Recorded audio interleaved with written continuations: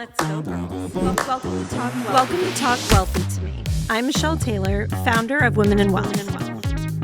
From breaking money myths to building wealth and achieving financial freedom, we're here to empower you to create your own path. Talk Wealthy. Now, join the conversation and let's change the way women think and feel about money. Okay, ready? Hi, everybody. Welcome back to Talk Wealthy to Me. I'm Michelle Taylor, your host, and welcome to 2026. I am so excited for what a new year means. And this year, I want to start by talking about what high income and high earning women may be getting wrong about wealth. So, high income doesn't mean high wealth. And the women at the top, the women earning $250,000 to $500,000 a year, even running million-dollar businesses, they have their own set of financial blind spots that nobody talks about. It's easy to look successful on paper, sure, but you can still feel uncertain, unprotected, or even confused about why your money isn't translating into the freedom that you thought it would. And if you've ever wondered, am I doing something wrong? Or shouldn't I be further along by now? Or everybody else seems to be getting it right, then this episode is really going to speak to you. Today, I'm walking you through the biggest mistakes that high-earning women make, why those happen, and what you can start doing today to shift from high income to high wealth. All right, so mistake number one is focusing on earning and not optimizing. And let's begin with the most common blind spot that I see in most high-achieving women. And that's that we're conditioned to obsess over earning, but not optimizing. We chase the next role, the next promotion, the next revenue milestone, the next client, the next launched, the next. But here's the truth. Most women never hear. More money won't fix a broken financial system, but a smart system can multiply that money that you already have. A few years ago, I worked with a woman who earned close to $700,000 a year between her corporate role and speaking engagements. Sounds amazing, right? And you would assume that she was thriving financially. But she told me, Michelle, I feel like my money disappears as fast as I make it. And when we examined her finances, she wasn't doing anything wrong. She simply had no optimization. There was no structure. There was no tax strategy, no intentionality, no investment plan, no clear destination for her money. She was operating with a high earner's work ethic, but a beginner's financial structure. Now, that's not her fault. It's how a lot of us were raised. We're taught to work harder, not smarter. We're taught to succeed professionally, but then not strategically, not with intentionality around a plan. Here's a stat that might surprise you. High earning women overpay an average of 22 to 28% in taxes simply because they weren't shown alternatives. And that is something I'm not okay with. No shady methods, no loopholes, just legal, smart, financial strategy that wealthy families have been using for generations and have been teaching to each other since the beginning. The moment you shift from how do I earn more to how do I optimize what I already earn or how do I keep more, your entire financial world changes. Mistake number two is a little bit easier to fix and identify, and that's just too many accounts with no clear plan. The second I see a woman with a lot of accounts, I always call her a squirrel. And it's because I think of a squirrel gathering as many nuts as they can and burying them all over the place. And sometimes we even forget where those nuts are buried. So you want to make sure that you don't have too many accounts that are working independently of each other with no cohesive plan. If you're nodding your head right now thinking, this is me, don't worry, you're not alone.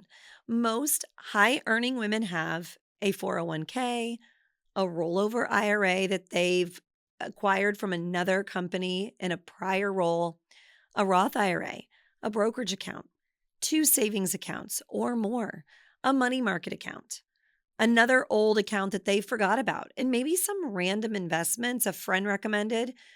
And they think, I'm doing something. I'm being responsible. I'm accumulating. But what's actually happening is what I call financial chaos, disguised as good intentions.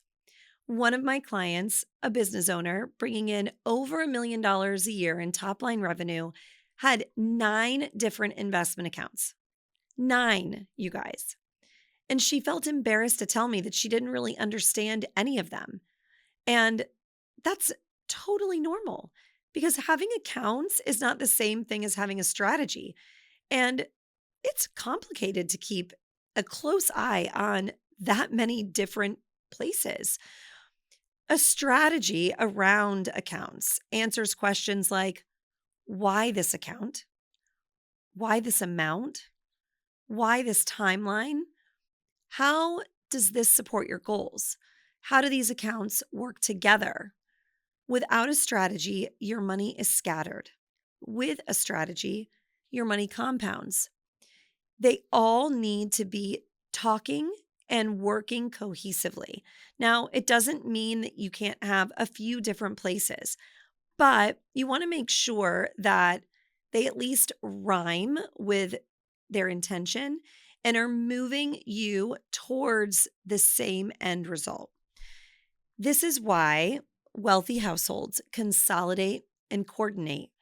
They don't have accounts, they have a plan, a big plan, and small different strategies that make up a big end goal.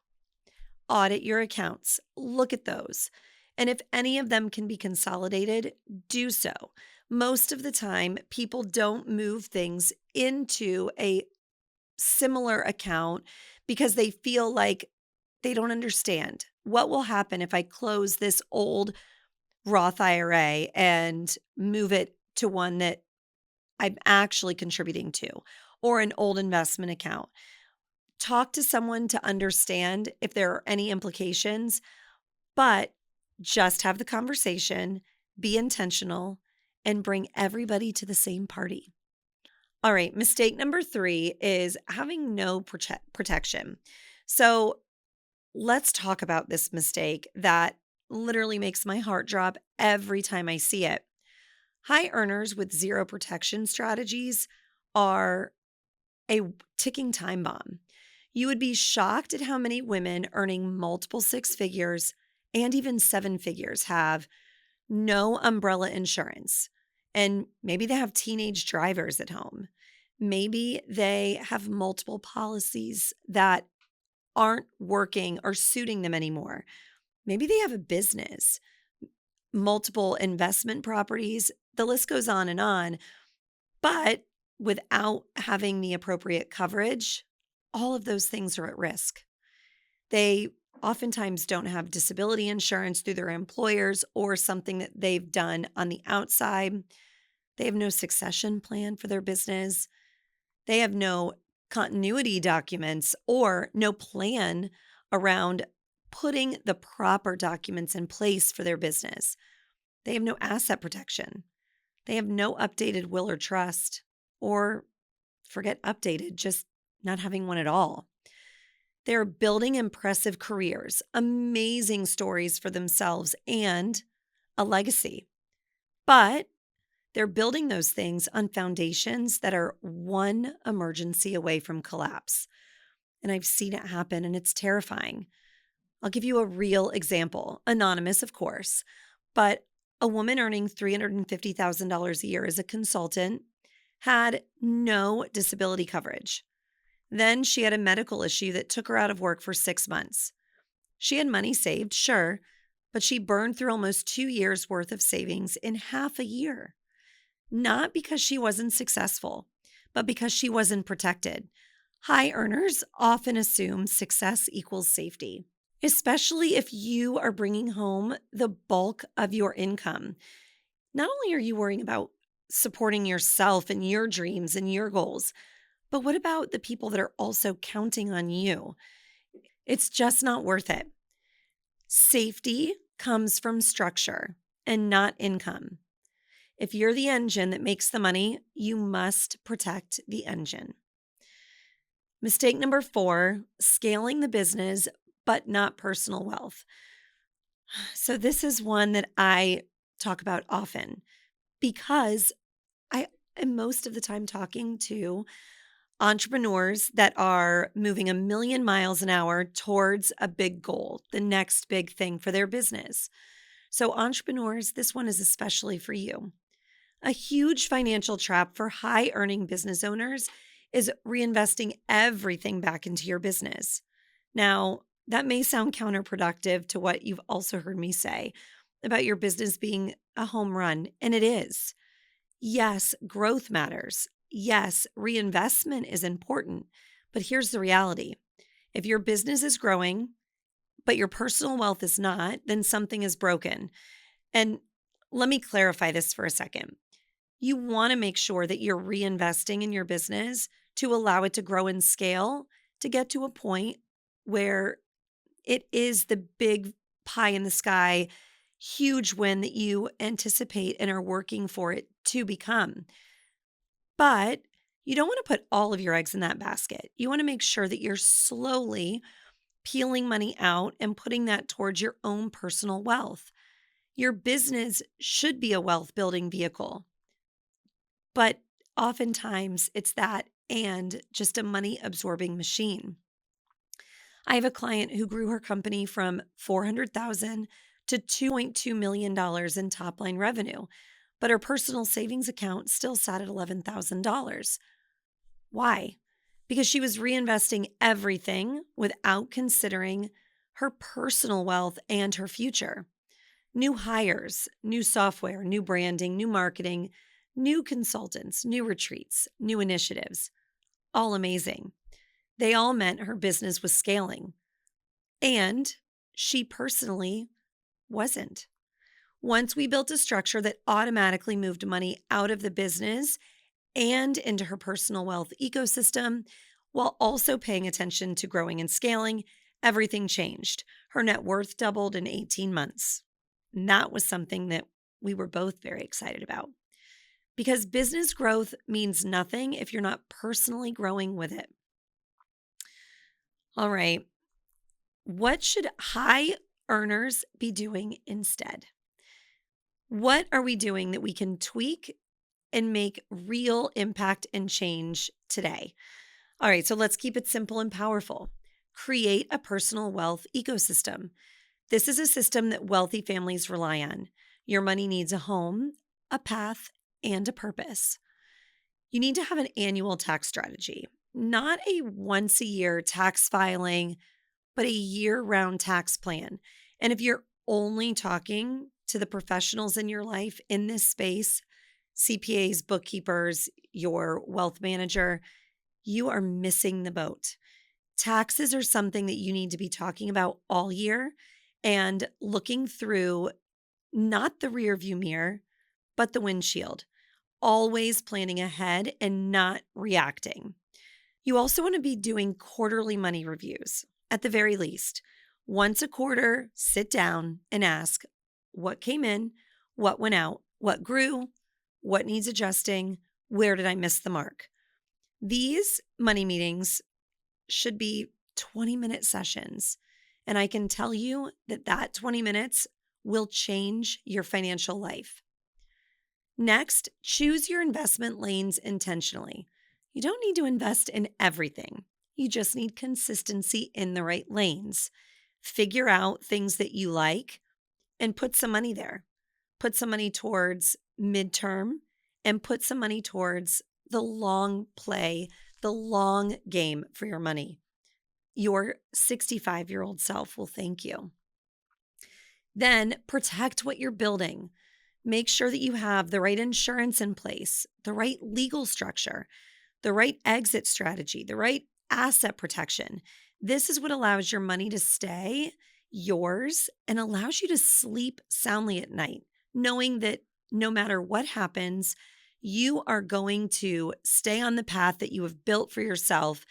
And when an emergency pops up or something unexpected, you're covered. High earning women deserve high level wealth planning, not guesswork, not scattered accounts, not financial stress hidden behind big numbers. Your income, it should give you opportunity. Your strategy, though, is what's going to give you freedom. And when you learn how to optimize what you've already earned, your money begins to work for you, not the other way around. If all of this makes sense and makes you think, I need to be doing better, then join us over at Women in Wealth.